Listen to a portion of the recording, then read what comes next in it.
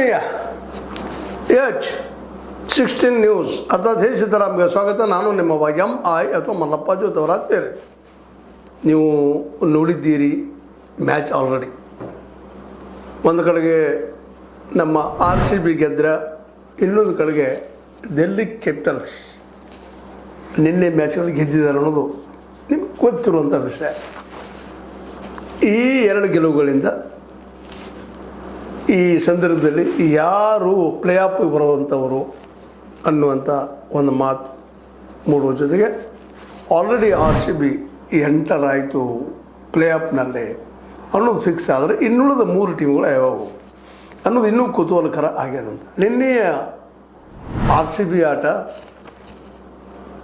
ನಿರೀಕ್ಷೆ ಅಂತ ನಡೆದು ಹೋಗ್ಯದ ಅನ್ನೋದು ಅಷ್ಟು ಸತ್ಯದ.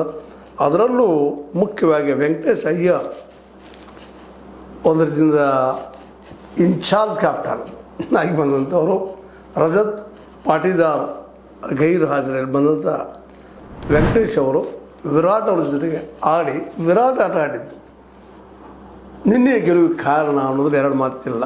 ಅದರಲ್ಲೂ ಮುಖ್ಯವಾಗಿ ಈ ವೆಂಕಟೇಶ್ ಅವರ 40 ಎಸೆತಗಳಲ್ಲಿ 73 ರನ್ನುಗಳು ಸಣ್ಣದಲ್ಲದು ಗೆಲ್ಲುವ ಮ್ಯಾಚ್. ಜೊತೆಗೆ ನಮ್ಮ ಸ್ವತಂತ್ರವಾದ ಮೀಡಿಯಾಗೆ ಬೇಕಾಗಿರುವುದು ಸ್ವತಂತ್ರ ಧ್ವನಿ. ಆ ಸ್ವತಂತ್ರ ಧ್ವನಿ ಉಳಿಸಲು ನೀವು ಮಾಡಬೇಕಾದದ್ದು ಇಷ್ಟೇ. ಅದೇನಪ್ಪಾ ಅಂತಂತಂದ್ರೆ ನಿಮ್ಮ ಕೈಲಾದಷ್ಟು ಸಹಾಯ ಈ ಚಾನಲ್ಗೆ ಮಾಡಿ ಹಾಗೂ ನಿಮ್ಮ ಧ್ವನಿಯನ್ನು ಕಾಪಾಡಿಕೊಳ್ಳಿ.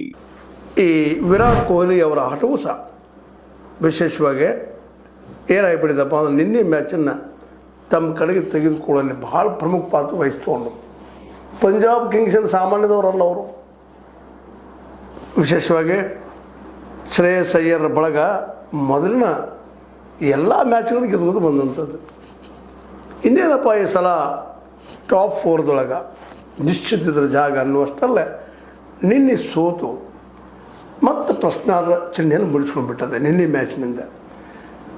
ಯಾವುದೇ ನಮ್ಮ ಮೇಲೆ ಮಾತನ್ನು ಪ್ರಯೋಗ ಮಾಡ್ತಾನೆ ಇರ್ತಾನೆ. ಕ್ರಿಕೆಟ್ ಅನ್ನುವಂಥ ಆಟ